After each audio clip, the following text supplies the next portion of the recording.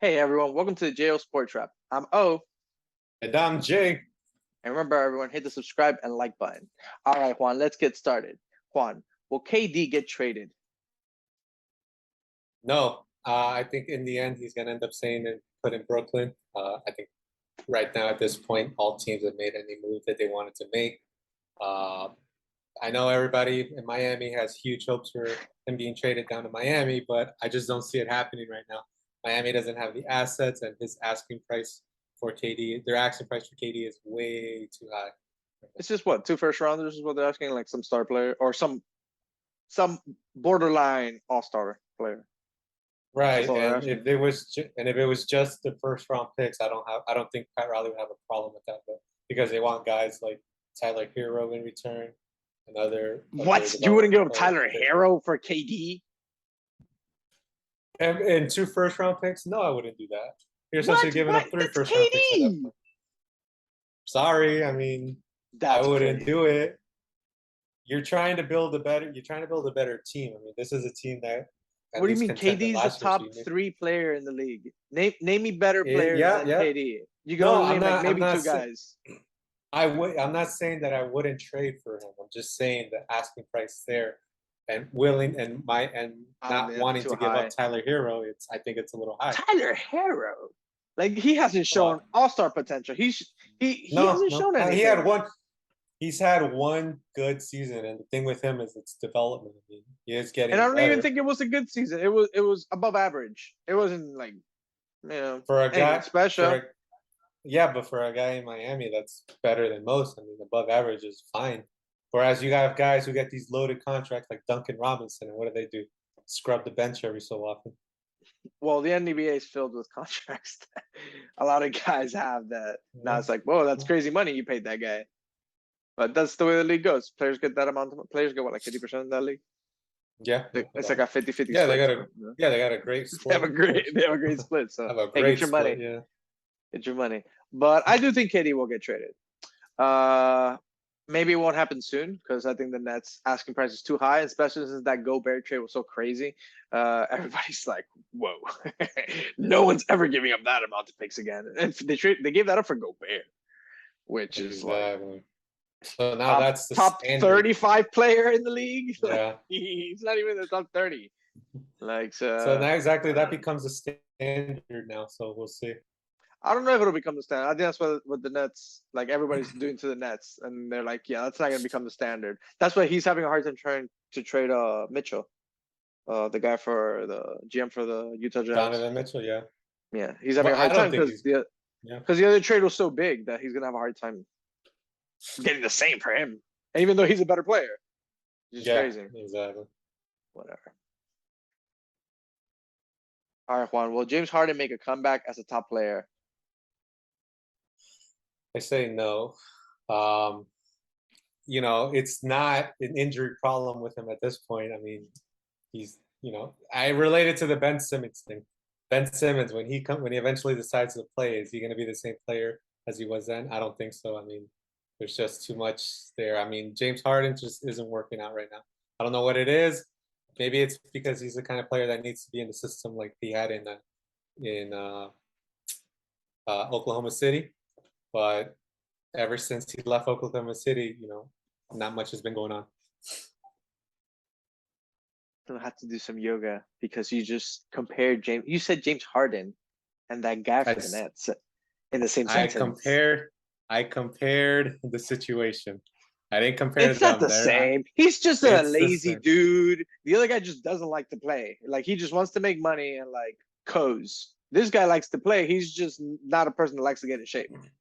Like he's usually out of shape. But James Harden is 32 years old and 337 days. So he'll be 33 by the start of the new season. That's pretty old in basketball. Not everybody's LeBron, Mm-hmm. So people eventually like. So I think this is the last year he has to prove that he still got it. I think if he comes in shape into camp, he could still be a top 10, top 15 player in the league. If he doesn't come in shape, like I don't know why he gives up that $50 million or whatever he gave up by ending the contract and signing again with the Sixers. He lost some money because he made some. Yeah. So if he did that for like to think he's going to win championship, he doesn't come in shape, then that's on him because he could have kept that money and just been chubby, lazy guy playing out their ball. So, not that everybody who's chubby, I'm a little chubby, is lazy. But he's a professional athlete. He gets paid to like be in shape. He's on a different standard, yes. Yeah, it's like a different standard. Like it's not like me playing out there, which would be awesome. Those Giants. All right, the Browns signed Josh Rosen. What does that mean for Cleveland? Does Josh get a job, or what does it mean? All right, so since we're in the camp stage, I mean, it doesn't hurt to sign a guy in camp as a camp body.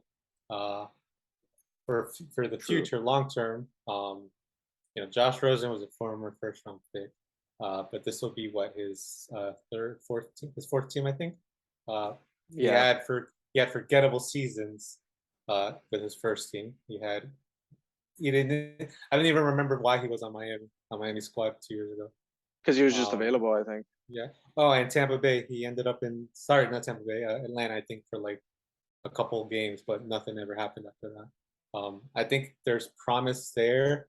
I don't know, maybe he finds a coach good enough in Cleveland that can, develop him enough, and maybe he has an opportunity to play for a permanent job. But I personally don't think there's anything wrong with him being signed right now for at this point of the training camp.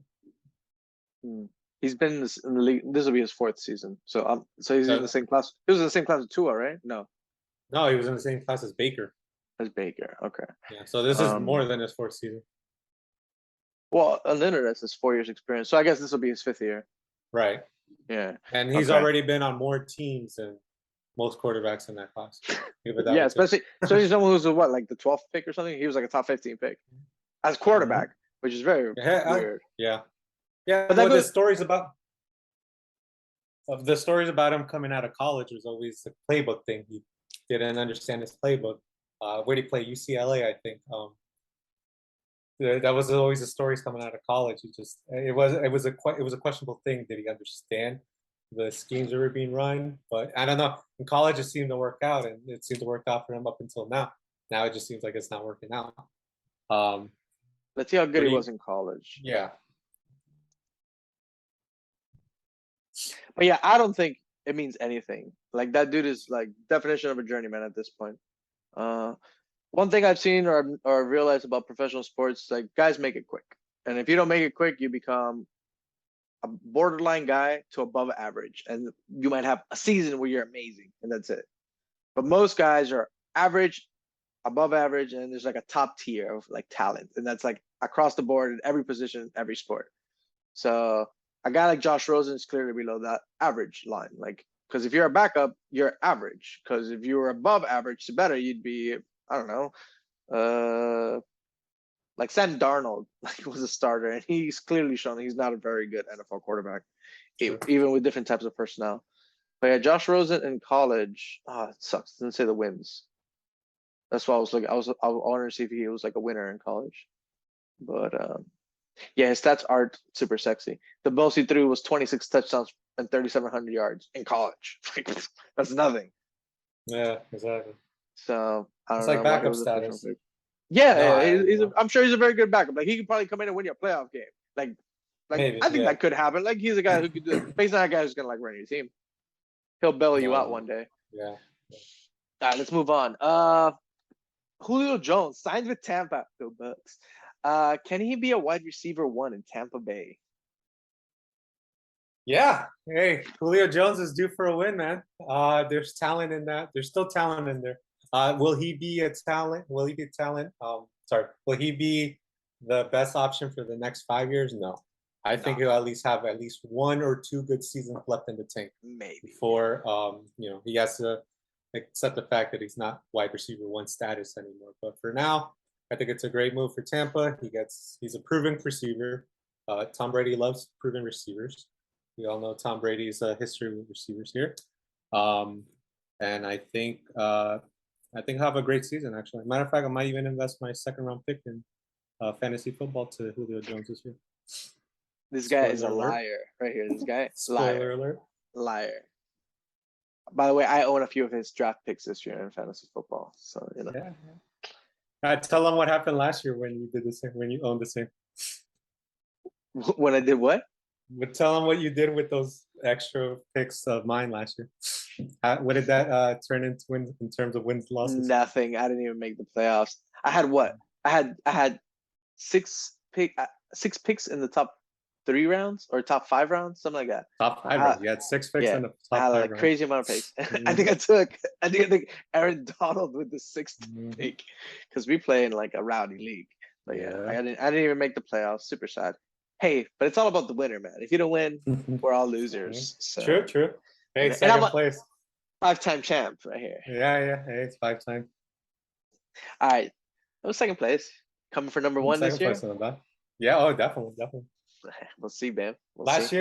Last year, Jake Fromm got me into the playoffs. So Jake we'll see what Fromm, happens. waiver wire pickup. But yeah, Julio, last year he played 10 games, had 434 yards. So that's not great. Like he definitely seems like he's on the decline, and he keeps having the same injury over and over. I think at best he's wide receiver 2, and at worst he's a wide receiver 3. Outside he can never fall out of that because he's Julio fucking Jones. Like just throw it up there, goal line. Like even though he's not a big touchdown guy, like he's a threat. Like you have to put a body Yeah. and a safety over to him just because he's a massive dude. And he's one of the best wide receivers of all time. You know, arguably in the top 15. I would not put him in the top 5, but that's just me. Statistically, he's not in my top 5. But even though I'm looking at the stats right now, they look nasty. But he's just not there with a touchdown. 61 career total touchdowns. So yeah, I think he's at best a fourth. Wide receiver 2 or wide receiver 3. All right, Juan. We got 8 USFL standouts. They all have signed with NFL teams this offseason. Can the USFL actually be a talent development league for the NFL? Hey, as a guy who's watched the USFL this season, no, there's some interesting moments in there. I mean, is it something that I enjoyed watching, like an NFL game? No. You know, the new rules, for example, the kicking rules were different. They actually needed to use 2 different types of balls this season in the USFL for kicking because the primary ball, I guess, it has a chip implanted that I guess made it harder for the kickers to get it long distance. Matter of fact, nobody made a field goal until the 3rd week when they finally figured out the problem with the ball. So they ended up getting a regular ball for throwing and then one for kicking. The kicking ball after the 3rd week actually started making field goals. Back to my main point, 8 standouts, that's not bad. No, not at all. That's great. That's great. I mean, it's a whole think, league, but yeah, still, yeah, it's their first year. Like they're just getting started. for sure. And you know what? Watching old coaches like Fisher coaching the Yeah, Michigan Panthers, that was pretty cool. yeah. But the talent there was on. There were 2 best teams all season, and then for whatever reason, 2 other Did unexpected he teams did made the he win? finals. Did Fisher win the championship? His No. team did not win the championship. But back to my main point, in order for that to happen, the owners have to be willing to take some kind of money to, funnel some kind of money into their development team. I don't see that happening. I think I don't think they it's need it. yeah. Well, no, they'll need it because that's just how a development league will work. It's like basketball, and hockey for that matter, and baseball.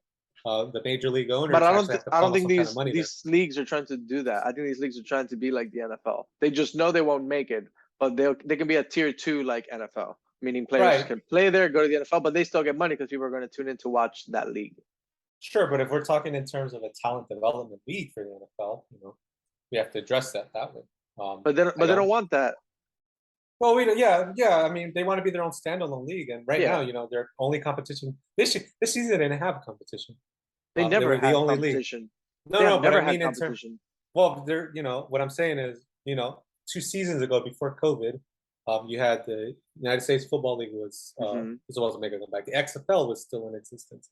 The the AAFL was in existence. These 3 teams were supposed to be competitors for spring ball, and out of everything, the only one that actually made it was who actually finished the season completely was the AAFL, but they ended up filing for bankruptcy after, and then the XFL got sold hmm before And they now even played one season. and now they changed the name, right? It's USFL.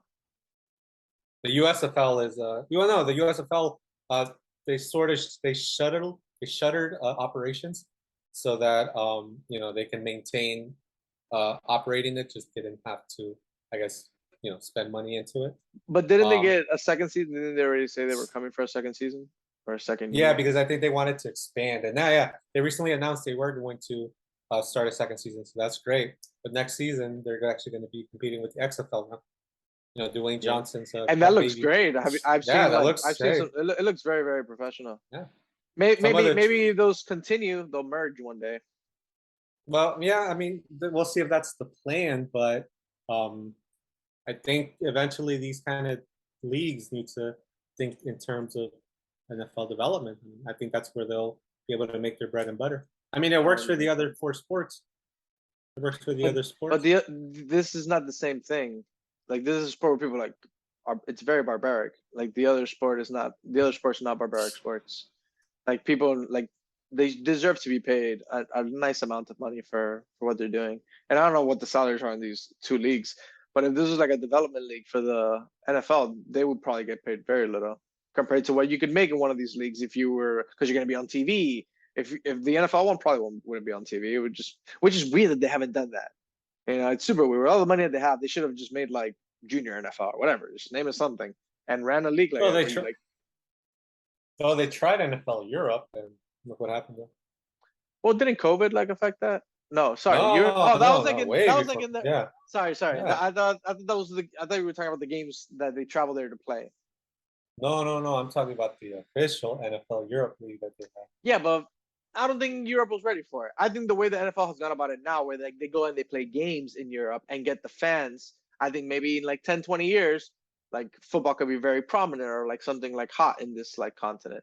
But they just threw like, oh, let's play football. Like they play football here in Finland. I played semi-pro for like one of the city teams. I played safety. I wore number 40. But yeah, we stank. We lost every game I played. So yeah, that's not saying a lot about my skill. But back to the point, which I don't remember what it was. So, You were saying the league over. You think in 10, 20 years it'll be prime oh time? yeah, I think in Europe because the way they're doing it now is they're taking games like there's a game in Germany this year. So I think and there's a lot of interest. Like there's a buzz about it. It's just the games are on so late here. Like I myself, I have to be up. I have to. My first game starts at 8 p.m. here, which sucks. Because I could maybe Ooh. watch the first full game and then watch half of the second game. And sometimes I'll stay up all night and just like 12 hours of football or whatever, 10 hours of football. But I go to sleep like at 5:50 in the morning. So it's not Oh like man. ideal. But yeah, it's very unfortunate. But I love fantasy football. Last year I stopped because fantasy football makes me like want to watch the games even more because I have like I'm invested in it. So last year I was so out of like the running. I mean, I was like there. I need a lot of people to like lose to make it. So it was nice that You're on the cusp. You're on the cusp.